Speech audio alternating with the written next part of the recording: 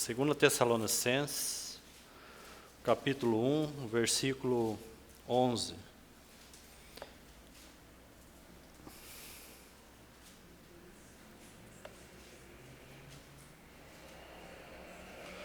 Segundo Tessalonicenses, capítulo 2, verso 11.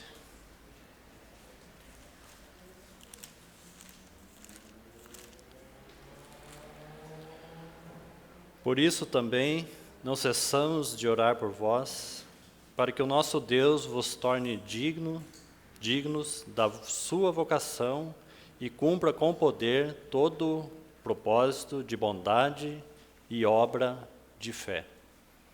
Vamos ler novamente. Por isso também não cessamos de orar por vós, para que o nosso Deus vos torne dignos da sua vocação, sua de Deus, e cumpra com poder todo o propósito de bondade e obra de fé. Porque a fé sem obra, ela é morta. Ou, uma outra palavra aí, para fé sem obras é morta, ou a fé sem obras é inoperante. Esse termo é usado na própria epístola de Tiago, por Tiago mesmo. Né? É o mesmo sentido aí. Uma fé sem obras, ela é inoperante. 2 Timóteo, no capítulo 2, verso 20 e 21.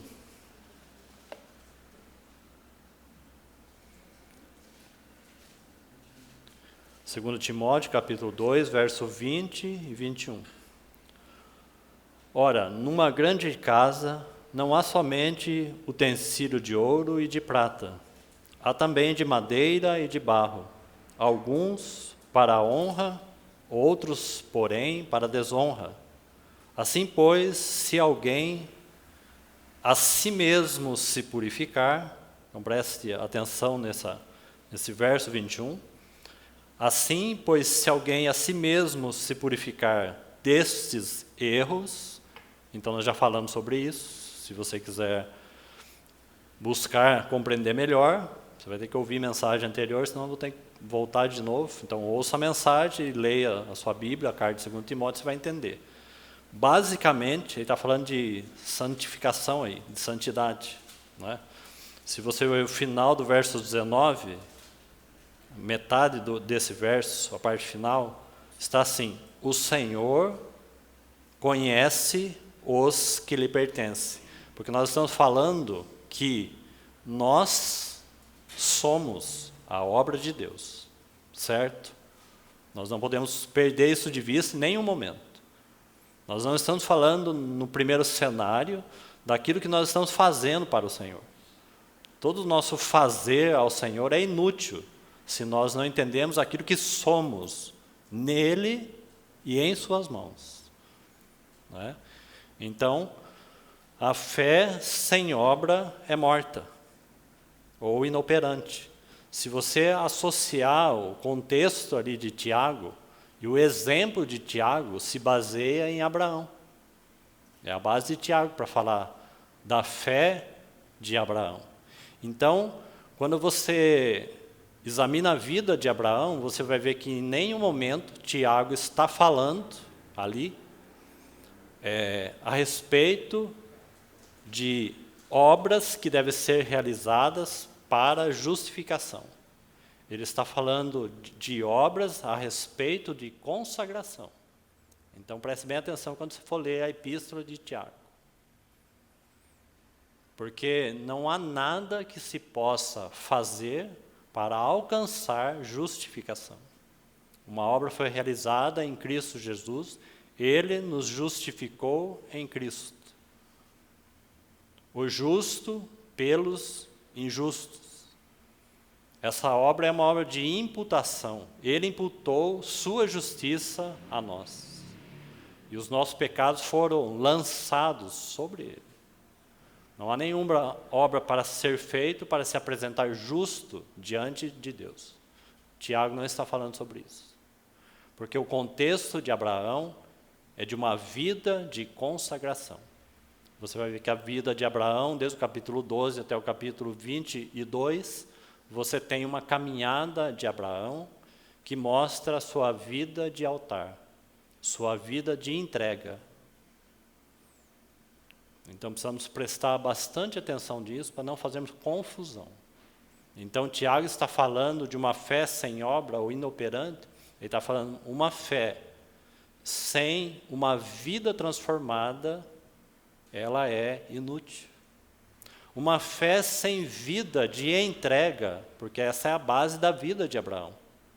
Fala da caminhada de Abraão pela fé. E a maneira que Abraão foi manifestando, né, essa vida, então a fé de Abraão não é uma fé inoperante, é uma fé ativa, porque Abraão se entregou em uma vida de altar ao Senhor. Então esse é o contexto de Tiago, e é assim que nós devemos ler aquela carta. Então, de que adianta, queridos irmãos, ter fé e não entregarmos nossas vidas no altar de Deus?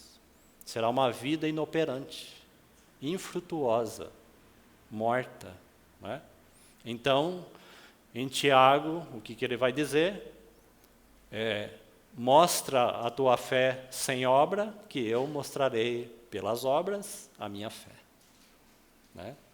Pelo nosso proceder de uma vida transformada, de uma vida consagrada ao Senhor, está evidente nossa fé. Né? Então, esta é a fé, aí, a obra de fé. Apenas para os irmãos atentarem a isso, porque esse texto está falando de entrega. Então, esse é um ponto fundamental de compreendermos, então, que nós somos o vaso, como nós falamos, o barro nas mãos do oleiro, nas mãos do Espírito Santo, para sermos mais corretos. E Deus é o nosso Criador. Fomos criados em Cristo Jesus para as boas obras. Então, somos vaso nas mãos do Espírito Santo.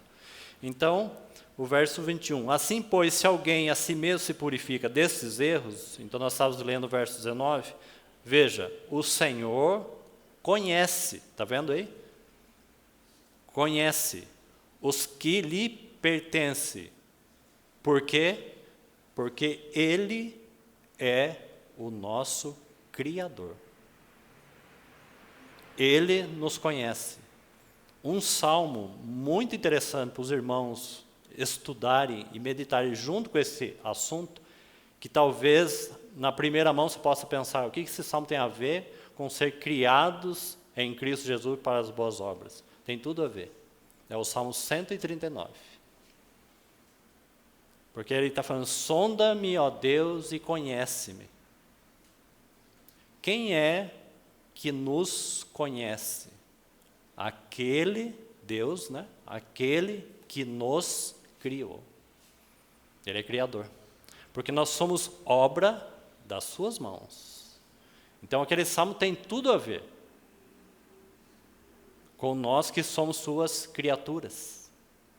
E por isso que aquele salmo mostra esse caráter de um Deus que nos conhece melhor do que nós mesmos. E aquele salmo, ele tem um alinhamento com o poema de Deus, porque o Criador que sonda, ele sabe o que ele está fazendo em nós. Melhor do que nós. Nós temos o costume de dizer assim, o Senhor está trabalhando, e nem sabemos o quê. Mas o Senhor sabe o que Ele está operando precisamente, cirurgicamente. Porque o Senhor não vem com um pacotão de coisas para tratar na sua vida de uma vez. Porque nós nunca vamos saber o que o Senhor está fazendo, como muitas vezes não sabemos. O Senhor é um cirurgião preciso. Ele vem com a sua medida precisa, porque Ele tem algo específico para trabalhar no vaso, nas nossas vidas. Ele é o nosso Criador. Por isso, sonda-me, ó Deus, e conhece-me. Porque nós não nos conhecemos, mas Ele conhece. Quais são os caminhos que nós estamos andando? Então, se você fazer uma parceria aí com Efésios 2:10, com esse salmo, Não era minha intenção fazer isso por causa do tempo, mas abra lá, nesse Salmo 139, apenas para os irmãos tomarem nota e depois você faça a sua meditação e seu estudo. Para você ver como esse Salmo ele é tão precioso no que concerne ao poema usado ali na carta aos Efésios, pois somos feitura dele, poema, a palavra ali é poema escrito, né? Um poema é escrito, assim como falamos a respeito da palavra de Deus, que a palavra fala dessa obra tão gloriosa do próprio Espírito Santo, né? Esse livro é uma obra do Espírito Santo, que escreveu esse livro através dos homens, né? Então, assim, o poema de Deus está sendo escrito, né, com todos os desenhos, contornos ou com todas as palavras, né, nenhuma delas jogadas ao vento. E nós lembramos que 2 Coríntios capítulo 3 fala que nós somos cartas vivas e que o Espírito Santo está escrevendo agora em nós, não em tábuas de pedra, mas ele está escrevendo, ou a ideia é imprimindo, as impressões de Cristo nos nossos corações. Escrevendo o seu poema, as suas impressões em nós. Agora veja esse salmo. Se você sempre se deteu aos versículos finais, onde acaba sendo até um chavão de utilidade, né? O verso 22, 23, 24. Mas olha alguns versículos, apenas para chamar a sua atenção e ver a relação de Efésios 2:10. Olha aí o verso 13, do Salmo 139. Veja as palavras aí desse verso. Tu formaste o meu interior. A ideia dessa palavra aqui, formaste, é tu me compraste. Muito significativo e muito interessante.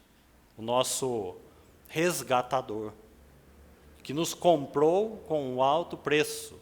Tu me compraste, ou formaste o meu interior. Veja outra palavra. Tu me teceste, outra palavra, que nos remete a este poema. Porque a ideia aqui é compor algo. Essa palavra teceste significa compor algo, pois somos poema dele. Um poema que está sendo composto por ele. Então veja a beleza desse salmo, né? Então duas palavras interessantes aí. Teceste, no seio da minha mãe. Olha o verso 16, apenas esses dois versículos para nós podermos seguir aí na meditação. Os teus olhos me viram a substância ainda informe. E no teu, olha que palavra preciosa. E no teu livro foram escritos. Não é maravilhoso? Assim é a palavra de Deus. Plena harmonia. É um livro só.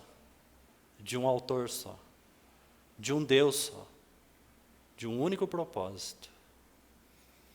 Os teus olhos me viram na substância ainda informe, ou seja, sem forma nenhuma.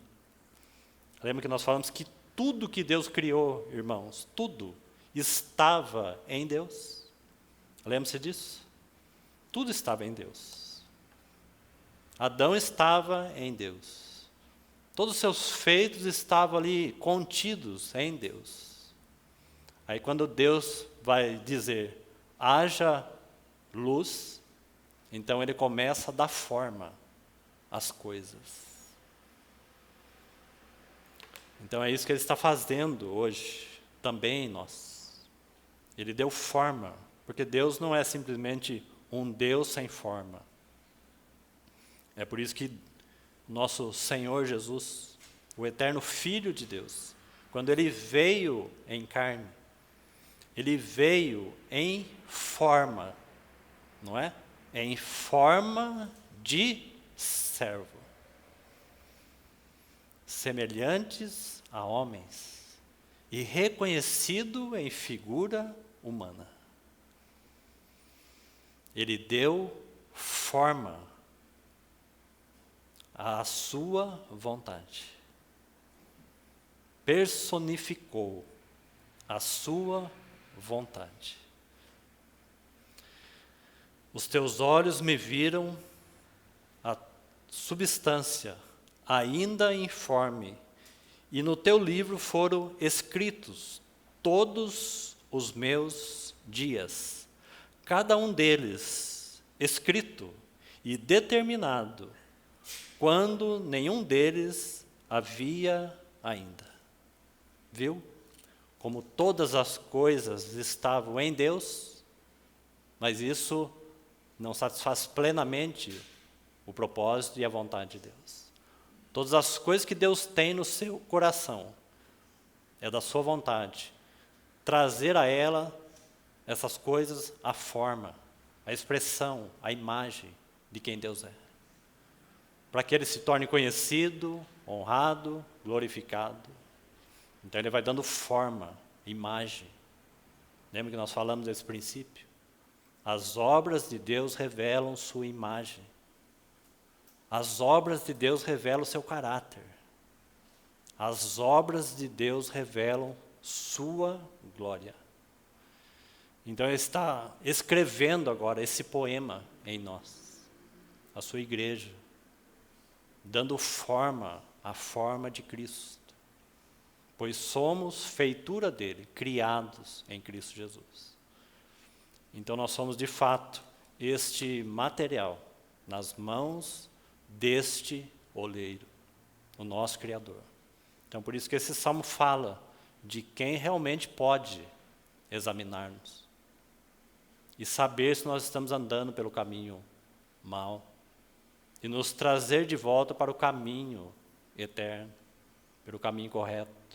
Porque muitas vezes, irmãos, muitas vezes, nós estamos tão convictos em nós mesmos, que de alguma maneira estamos seguindo os caminhos corretos, não é?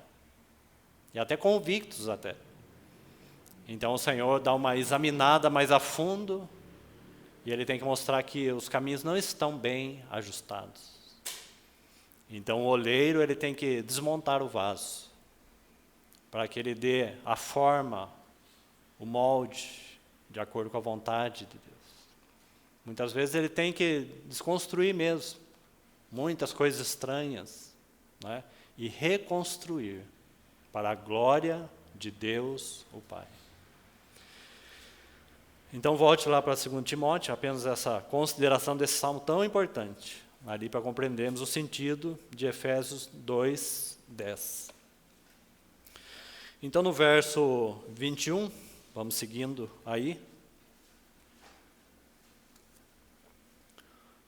Aliás, o final do verso ainda 29, né? Então o Senhor conhece os que lhe pertencem. É um aspecto. Ele está falando aqui, por um lado, do próprio pertencimento e domínio. O Senhor os conhece, o Senhor conhece os que lhe pertencem. E mais, aparte-se da injustiça. Né? Está vendo aí? Santidade, certo? E aparte-se da injustiça. Todo aquele que professa o nome do Senhor. Você viu aí que relação tão importante? Simples, mas importante. De todo aquele que professa o nome do Senhor. Qual é a evidência, qual é a marca daqueles que professam o nome do Senhor? Aparte-se da injustiça. A fé sem obras é morta. A fé sem um proceder, sem o nosso caráter, trabalhado pelo Senhor, é morta. E nós vemos esse progresso tão intenso na vida de Abraão. E quando você vê a vida de Abraão, o Senhor está tratando coisas na vida de Abraão muito específicas ali. Até o último altar, onde ele entrega o seu filho, o filho da promessa, Isaque, aquele que tanto foi esperado e confiado e prometido por Deus. E o Senhor, então, sondando o coração de Abraão, porque ele está trabalhando de altar em altar, uma vida de entrega, e o Senhor pode encontrar em Abraão, obra das suas mãos, quem? Um uma criatura, um ser fiel ao seu Criador, a ponto de Abraão entender que se Deus é o meu Criador, então Ele é poderoso para ressuscitar Isaac e fazer tudo de novo, ou por outro caminho. Porque ele entende que Deus é o seu Criador. E se Deus estava pedindo Isaac, ele então confiaria Isaac, aquele que é dono, o Criador. Então que o Senhor nos ajude. Esse foi o progresso de fé na vida de Abraão. Então Abraão era um homem de testemunho. E quem via Abraão via as obras de Deus. Então a fé sem obra é morta ou inoperante.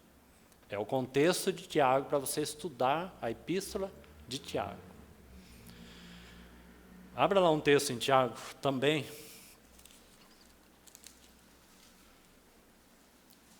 Verso 14 do capítulo 2 de Tiago. Se você já leu essa epístola algumas vezes, talvez você possa estar perguntando sobre esse versículo aqui. Então vou explicar esse versículo. Para que não haja confusão a respeito da justificação pela fé. Não há obra nenhuma, a não ser a obra de Cristo. Somos justificados pela fé em Cristo Jesus. E ponto final.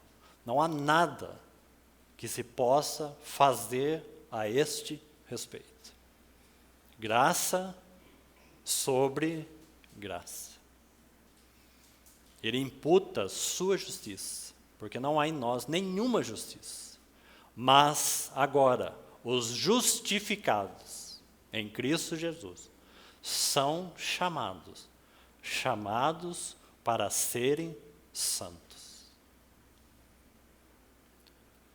Então veja esse verso aí, como nós falamos, o verso 14. Meus irmãos, qual é o proveito se alguém disser que tem fé, mas não tiver obras? Então, Tiago está dentro desse cenário, consagração, que fala de entrega. Consagração não fala de fazer, em nenhum lugar na Bíblia. Consagração fala sempre de entrega. Fazer é resultado de uma vida consagrada aos pés do Senhor. Sempre, nesta ordem. Só que esse verso segue, faz essa pergunta, né? Se alguém disser que tem fé, mas não tiver obras, aí essa pergunta que coloca a dúvida aí, né? Pode acaso semelhante fé salvá-lo? Como se então precisasse haver obras para ser salvo. Então nós precisamos entender a palavra salvo aí. E você vai ver como tem a ver com vida de consagração. É muito simples. É você seguir lendo o contexto. E seguir lendo o 15, o 16 e por aí vai. Se a sua Bíblia tem uma divisão aí, por algum motivo, um subtítulo, então apague e deixe tudo junto. Tá? Deixe tudo junto. Porque o verso 15, ele vai falar dessa vida de entrega e de prática. Então a palavra salvação aí, ou salvo, né, não está relacionado a sermos justificados ou alcançarmos justificação por meio das obras. O texto não está dizendo isso. Porque o verso 15 vai dizer assim. Então o verso 15 e 16 é só um exemplo para que os irmãos entendessem o sentido do verso 14. Então ele vai dizer assim, se um irmão ou uma irmã estiverem carecidos de roupa e necessitados do alimento cotidiano, e qualquer dentre vós lhe disser, ide em paz, aquecei-vos, fartai-vos, sem contudo lhes darem o necessário para o corpo, qual é o proveito disso? Está vendo aí a pergunta? O que ele está falando? Ele está falando de salvação, mas não de justificação. Ele está falando de que adianta? Se você vê alguém padecendo, morrendo de fome, e você olha para a pessoa, como o texto está dizendo, vai-te em paz, que o Senhor te abençoe. Essa pessoa vai morrer. Ela vai morrer de fome. O que essa pessoa precisa? Salvação. Em que aspecto? De consagração, de vida, não de justificação. Porque você tem que ler todo o capítulo. Se você não fazer isso, essa pessoa vai morrer. A fé sem obras é morta. A fé sem obras não salva. Não é que as obras nos justificam. E nem que as obras são caminho para a justificação. O texto não está falando disso. O texto está falando de vida. Vai, supra essa pessoa. Então ela vai acontecer o que com ela? Ela vai ser salva. Ela vai viver. Caso contrário, ela vai morrer. Então precisamos ser esclarecidos aí com a palavra de Deus e dentro desse cenário. E aí todo o resto, se você ler, vai ficar muito e muito claro que o sentido das obras aí fala de consagração, né? Então ele dá esse exemplo aí no verso 15 e 16, né? Então assim também a fé, se não tiver obras, por si mesmo está morta. Vamos seguir lendo o texto aí até onde a gente puder. Mas alguém dirá, tu tens fé e eu tenho as obras. Mostra-me esta tua fé sem obras, e eu, com as obras, mostrarei a minha fé. Ele está falando do quê? De caráter. Ele não está falando aqui de coisas que nós temos que fazer, mas daquilo que devemos ser. Ele está falando de uma prontidão. Nós devemos ser aqueles que andam e manifestam o quê? Pelo nosso proceder, a fé em Cristo Jesus.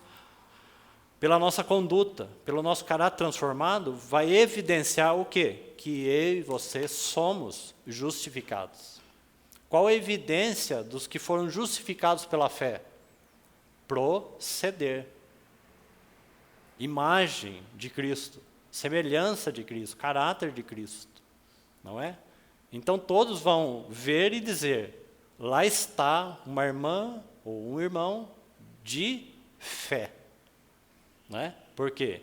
Porque ele anda semelhante a Cristo. Lá vai um homem ou uma mulher de fé. Porque suas obras são vistas, não propriamente pelo que está sendo feito. Né? Então, seguindo aí. Crês tu que Deus é um só? Fazes bem, até os demônios creem e tremem. Então veja de novo a associação aqui e a importância do conhecimento que temos em Cristo Jesus e, novamente, a expressão. Porque a questão de dizer, o sentido aqui, até o diabo diz. Aqui está usando a palavra que até o diabo crê naquilo que Deus deixou escrito. Então, irmãos, é muito vazio, nós falarmos assim, eu conheço a palavra de Deus. O diabo também conhece. Talvez melhor do que nós. E aí, qual a diferença? Nenhuma. Esse é todo o contexto de Tiago. E é exatamente isso que nós estamos, com a ajuda do Senhor, buscando entender. Nós somos obra de suas mãos. Chamado para ser a sua expressão dele. Um poema escrito. Não é? Então os diabos também creem e tremem. Agora veja o verso 20. Quer depois ficar certo, ó homem insensato ou louco? É a palavra aí. Queres, pois, ficar certo, ó homens insensatos, de que a fé sem as obras aí é outro termo, então, que Tiago usa, inoperante, ou a ideia infrutífero, é uma outra ideia. Né?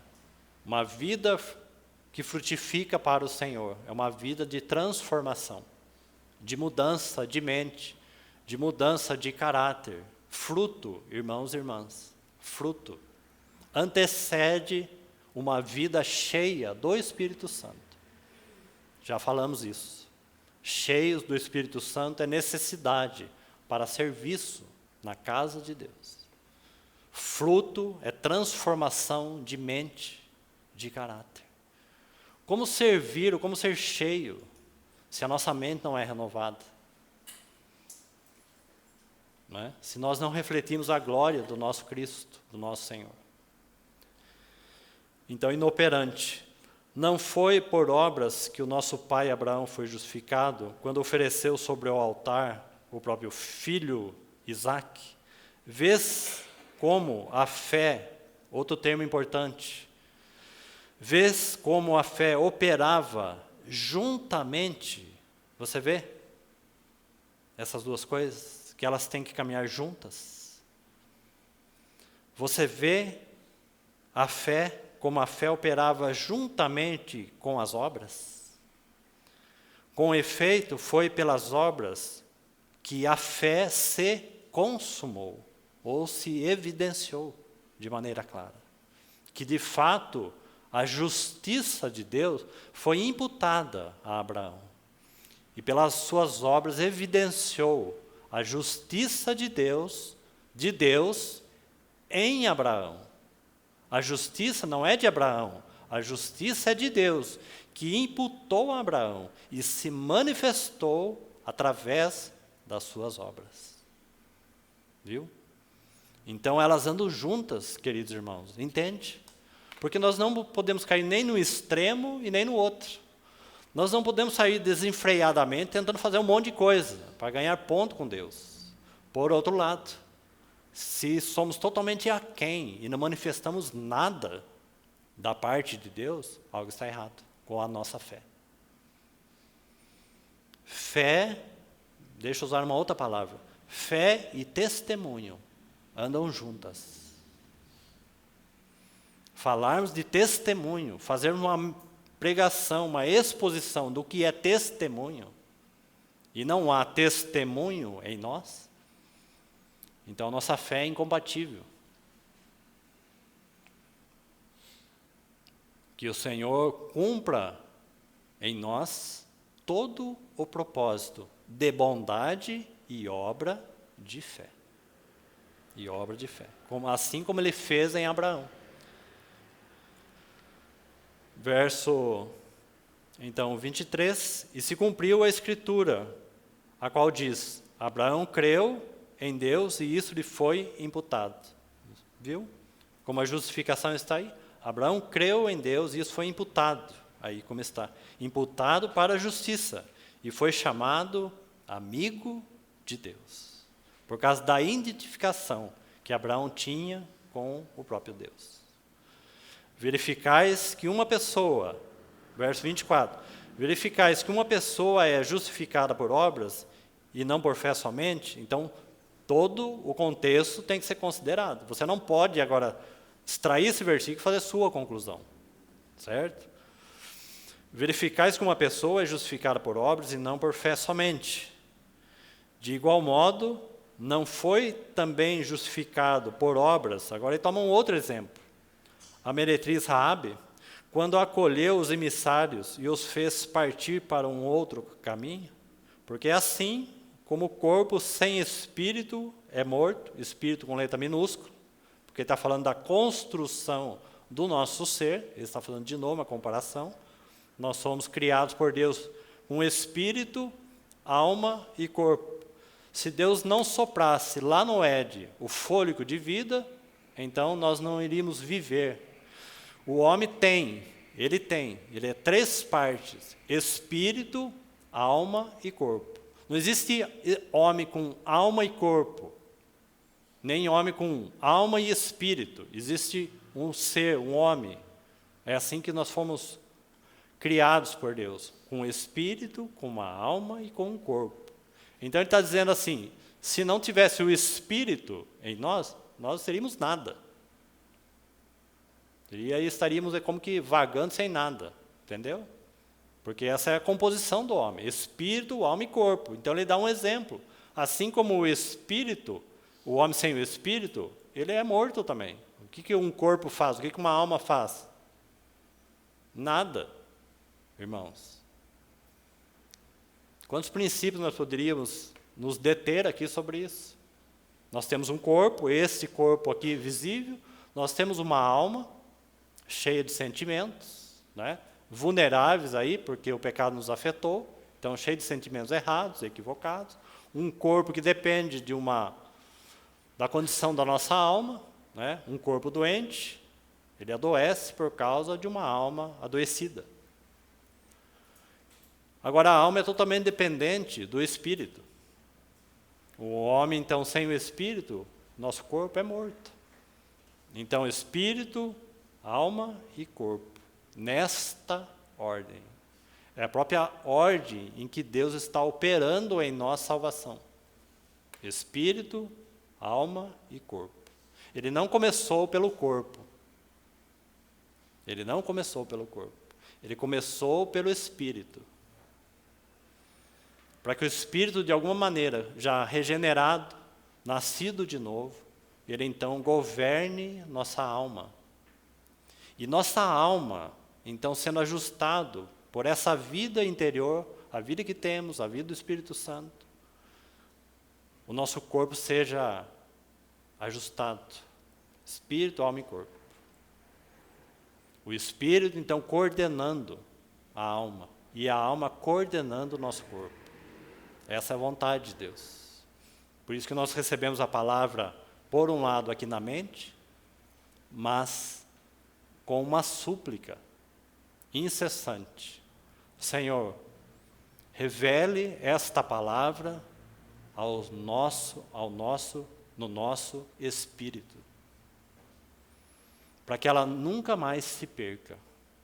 Essa é uma oração que tem que fazer parte da nossa vida. Essas palavras aqui, elas são proferidas, elas estão sendo guardadas de alguma maneira, em primeira mão, nas nossas mentes. E logo em seguida nós devemos fazer essa oração. Senhor, revele-as em meu espírito. Porque, irmãos, nossa comunhão é no espírito. Nossa devoção com o Senhor é no espírito. Nossa mente está sendo renovada pela palavra de Deus. Ai de nós, se confiarmos na nossa mente caída, ainda não totalmente renovada. Está sendo renovada. É uma porta de entrada. Mas para que isso vá no nosso espírito. Irmãos, é aí que nós somos constrangidos pelo Senhor. É aí onde o nosso orgulho é quebrado. É ali onde ele se revela nessa doce comunhão.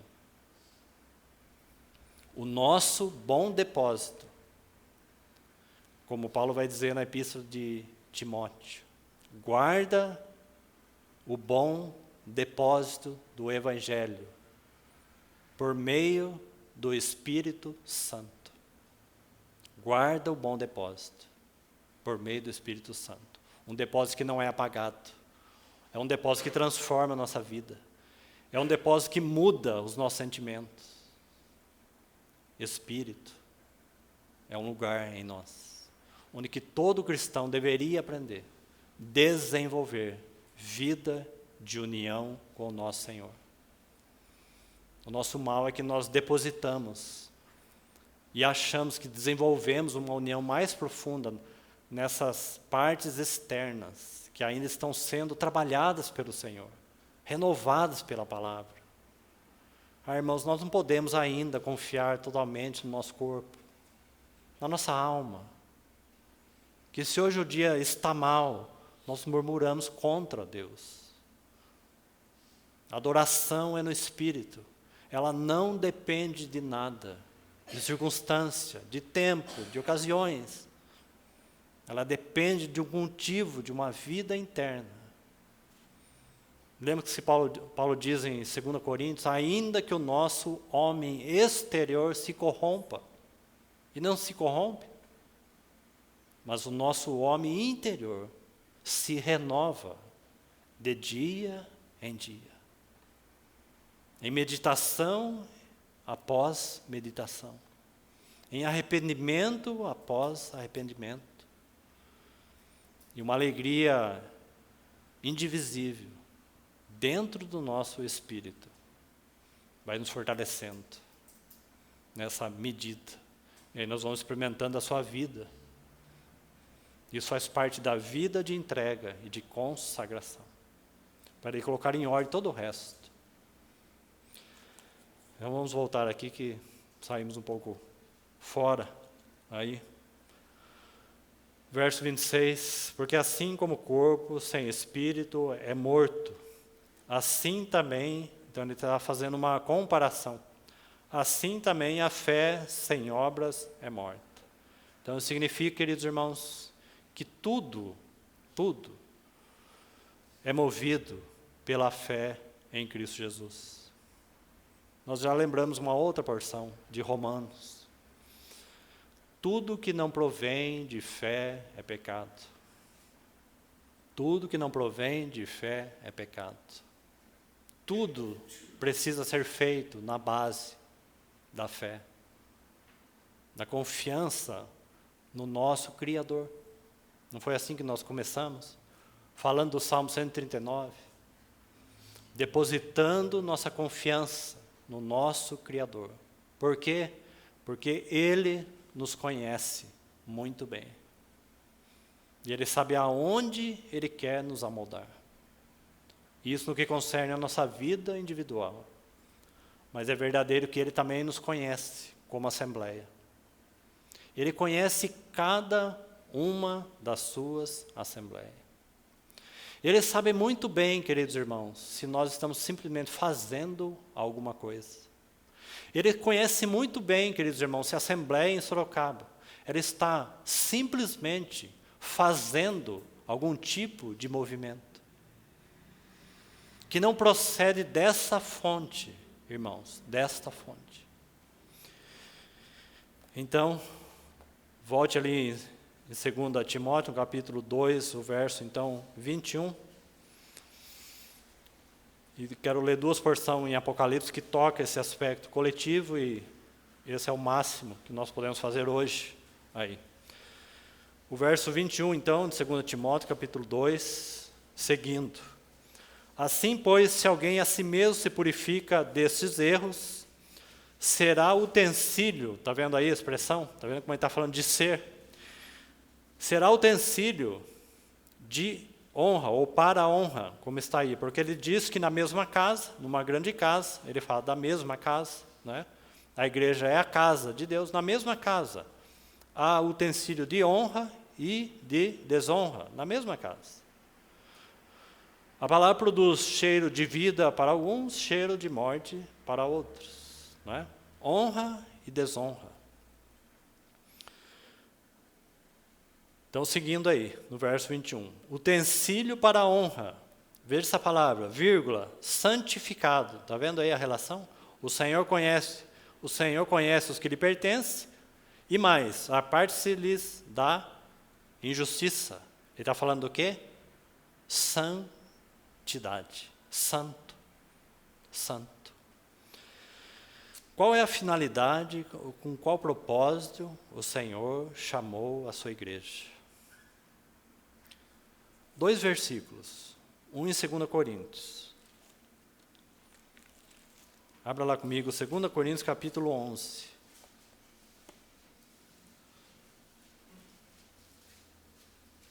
2 Coríntios capítulo 11, verso 2.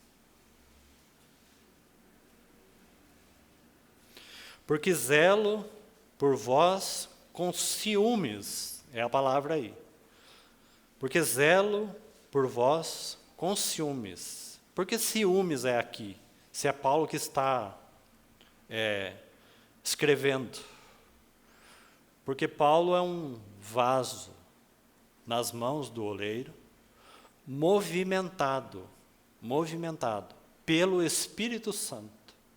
E ele possui tal formação na sua vida, que os seus sentimentos para com a igreja são semelhantes aos sentimentos de Deus, por meio do Espírito Santo.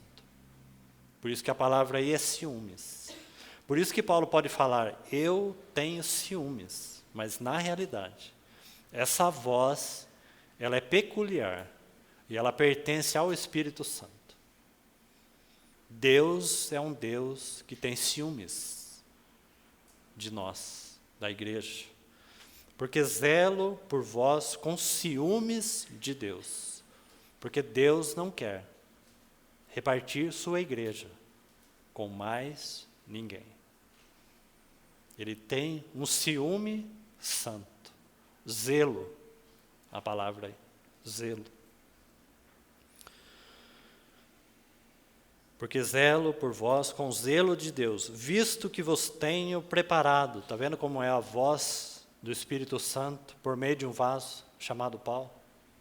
Porque não é isso que o Espírito Santo está fazendo?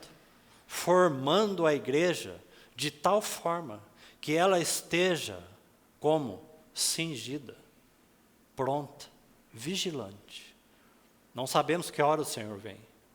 Mais cedo, mais tarde, na hora mais escura, não sabemos.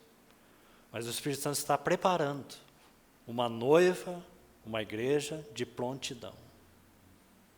É aquilo que nós somos nele.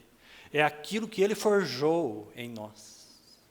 É aquilo que ele produziu na sua amada igreja. É o seu poema. Visto que vos tenho preparado para vos apresentar como virgem pura a um só esposo, que é Cristo. Por quê?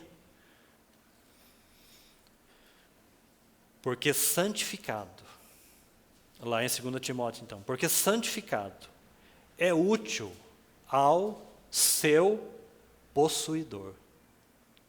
Não é maravilhoso, irmãos? Não é maravilhoso? Santificado é útil ao seu possuidor. Por quê?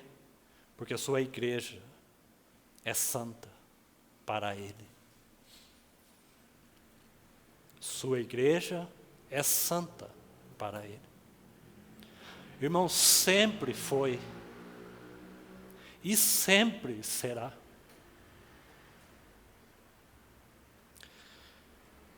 Deixa eu te mostrar uma palavra no livro de Levítico. Abra lá comigo um versículo no livro de Levítico, capítulo 26.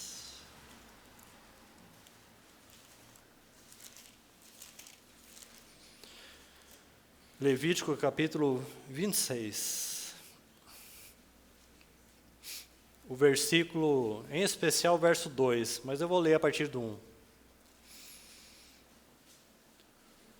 Não fareis para vós outros ídolos, nem vos levantarei imagem de escultura, nem colunas, nem poreis pedra como figura na vossa terra, mas vos inclinardes a ela. Porque eu sou o Senhor, vosso Deus. Agora veja o verso 2. Todos localizaram aí? Levítico 26, verso 1, até o 4. Mas em especial é o verso 2. Né? Então no verso 1, não fareis para vós outros ídolos, e aí vai, nem levantarei imagem de escultura, etc. e etc. Verso 2. Guardareis os meus sábados. O nosso irmão lembrou hoje a questão do descanso. Para nós, Cristo, sem dúvida, é o nosso descanso. Porque Cristo fala do sábado de Deus. Realizou sua obra e descansou. Consumou a obra da cruz e descansou. Cristo é, em primeiro lugar, o descanso do próprio Deus. E é também nosso descanso. Esse é o sentido espiritual do sábado. Né? Lembre-se, nós citamos lá Gênesis 2, e Gênesis 2 faz um par com esse verso. Porque no sétimo dia, o dia do descanso, sábado, e nós, então, estamos nesse descanso. Mas quando você vai ler o livro de Hebreus, ele vai falar que resta, porém, ainda um descanso. Por quê? Porque a obra de Deus em nós não se consumou ainda. E quando se consumar, estaremos no pleno descanso, porque é um corpo que cansa. Mas o fato é que o sétimo dia, Deus descansou das suas obras. Né? E aquele dia, então, que Deus descansou, o sétimo dia, lá em Gênesis 2 está escrito, e, lembre-se disso, e santificou. E nós falamos que aquela palavra é Kadash. Ele está falando, tudo que eu fiz. Tudo que eu fiz. Irmãos, é tão bonito meditar sobre isso.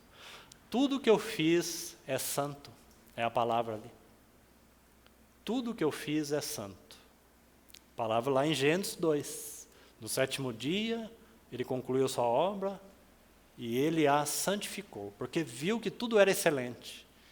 E considerou aquele dia, dia do descanso, um dia santo, certo? Agora veja o que esse texto vai nos dizer sobre isso, então. Guardareis os meus sábados e reverenciareis. Essa palavra significa prestar culto e adorar. Reverenciareis. Agora veja essa expressão, que é essa que eu quero chamar a atenção dos irmãos. O meu santuário. Porque agora ele aponta para uma esfera coletiva. E agora, queridos irmãos, quem está querendo lugar? Quem está querendo lugar de descanso é o Senhor no seu santuário.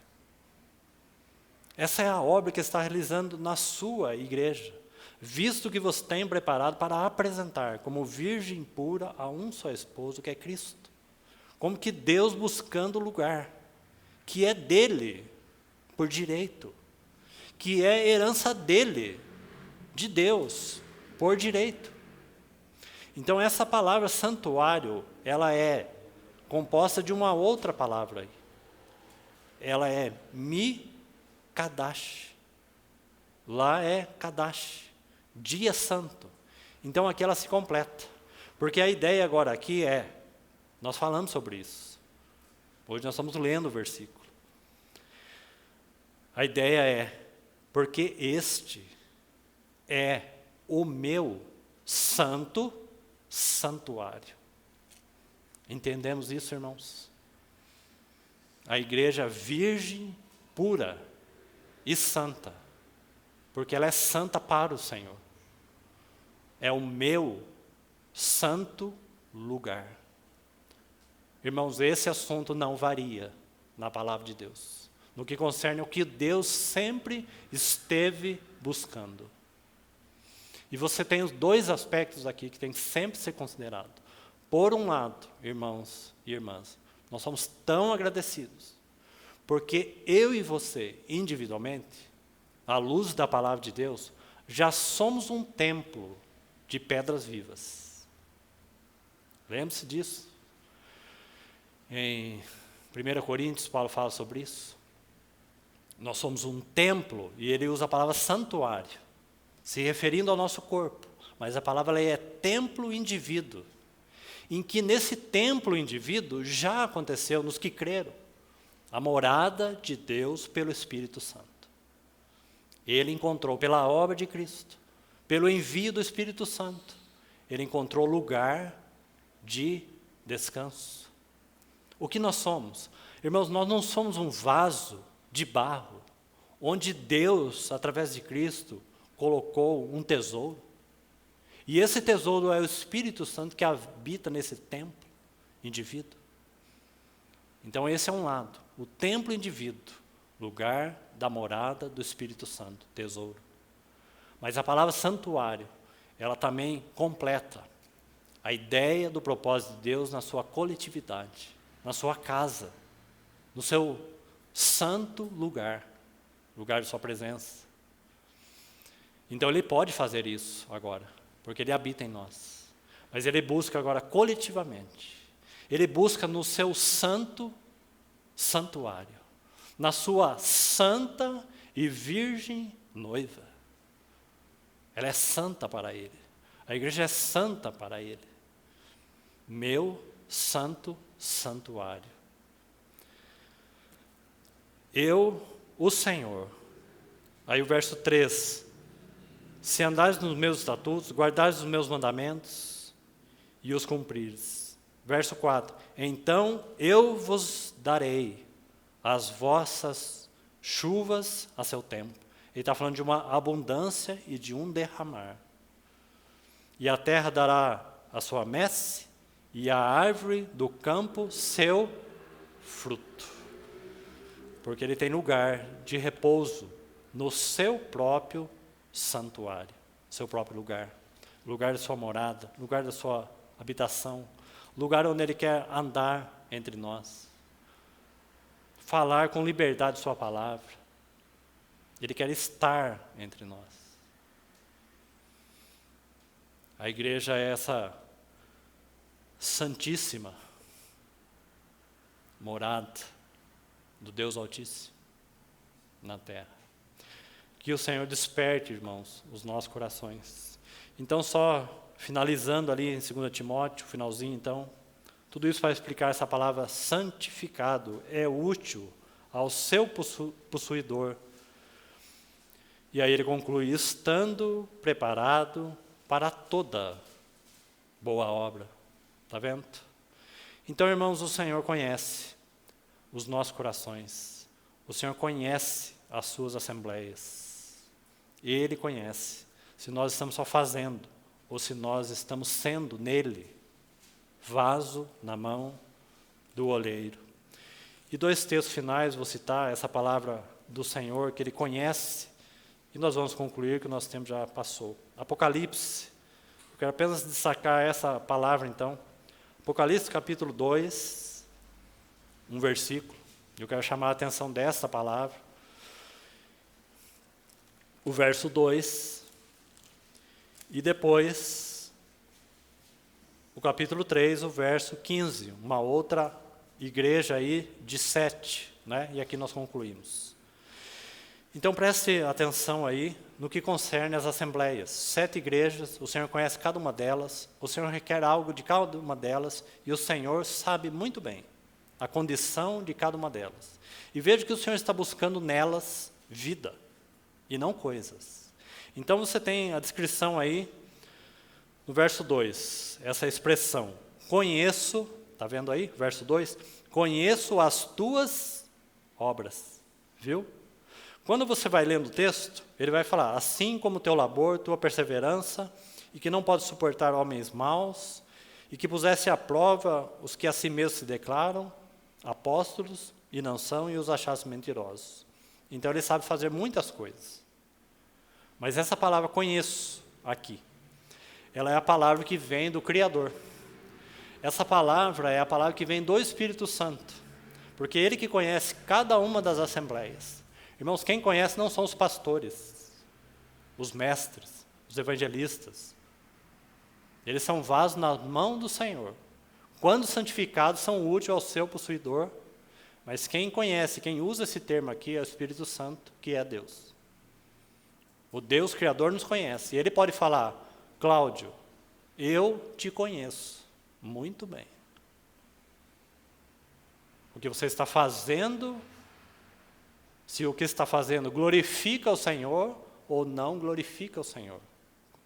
Aqui o Espírito Santo está falando para a Assembleia. Eu os conheço.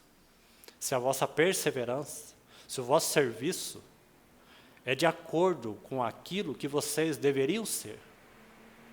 Ter o Senhor, no caso aqui, como primazia. Ter o Senhor como a melhor algo, ou algo de qualidade. Eu os conheço. Essa palavra significa, o Espírito Santo, ele se abaixa e vai sondar dentro da Assembleia, dos corações. E ele vai falar, eu conheço o que vocês estão fazendo. Eu conheço. É o sentido dessa palavra. Sonda e examina por dentro, profundamente. E o 3, verso 15, de novo essa palavra, com outro contexto, de outra assembleia, com outra necessidade, uma assembleia que está soberba, que faz muitas coisas, que conhece muitas coisas, mas ela está ensoberbecida. E o Senhor, o Espírito Santo, vai usar a mesma palavra, o verso 15. Está assim, conheço, novamente, conheço as tuas obras. Viu? Sondo e examino o coração dessa igreja de Laodiceia. E no momento em que o Senhor examina esta igreja de Laodiceia, o Senhor mesmo examina e Ele já dá o diagnóstico e a sentença. Na carta em Éfeso, Ele diz, tenho, porém, contra ti que abandonaste a centralidade do amor de Cristo. Então, está falando assim, vocês perderam o essencial, se tornaram, então, sem muito valor. Na igreja de Laodiceia, o Senhor sonda, examina e encontra no coração, em uma palavra, queridos irmãos, uma palavra: soberba. Soberba espiritual. Para resumir, em uma palavra: soberba, porque adquiriram o conhecimento. Mas o conhecimento não foi manifestado pelas obras. Caráter.